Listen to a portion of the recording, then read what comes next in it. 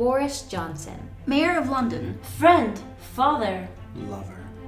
2.1 million people in London are living in poverty today, a rate that is 28% higher than the rest of England. Why? why? Why? Why? ¿Por qué? I'll tell you, Porqué. Because incomes in London are more unequal than in any other region in the universe. Did you know? 640,000 jobs in London were paid below London's living wage. Oh gosh. 43% of part-time jobs and 11% of full-time jobs are low paying. No way! Yes, why? 25% of economically active young adults in London are currently unemployed. Young adults have feelings too, Boris. In 2010 and 2011, the incomes of the chief executive of the largest 100 companies in the UK increased by nearly 50%, while the average pay rise in the private sector was just 2.7%. But that's not all. Not only did wage and salary earners receive a smaller share, but the way that shares were split up became increasingly uneven. Oh, snap. Most of it went to those that were already well paid. The highest 10% received incomes that were 8 times higher than the lowest 10%. Inequality has grown faster in the UK than anywhere else.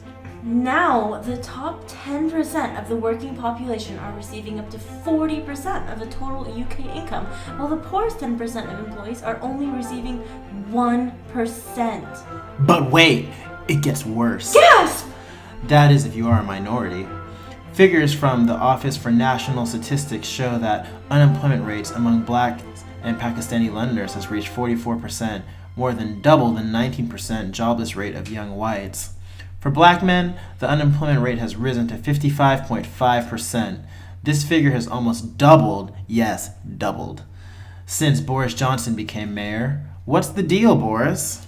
Johnson has dedicated deputy mayor or senior advisor for each of the following positions: the economy, business, environment, education, transport, housing, volunteers, charities, And also, bike safety, go-karting agenda, Apple enthusiasts, tennis lovers, women's rights, and keeping our streets safe. Sesame Street, that is. But not a single position for equality. What gives, Boris? What gives? But Boris, what about the children? Did you know nearly 50% of children claiming free school meals achieve no passes above a D grade? Now that's degrading. In fact, over the course of a lifetime, a graduate from a Russell Group university will earn on average about £371,000 more than someone who left school. Over 50% of all males and 70% of all females in the adult prison population had achieved no qualifications at school or college. What is this? Orange is the new black? But you propose cuts on education?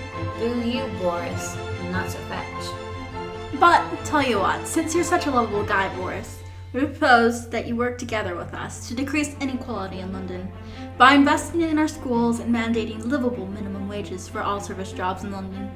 We aim for a more equal distribution of wealth by providing a more equal distribution of opportunities, beginning in education and the job market. We'll be Sherlock, you'll be Watson, and we'll solve this case together. Sound good to you, Boris? Sounds good to us. We'll see you at the next go-kart race. Stay classy.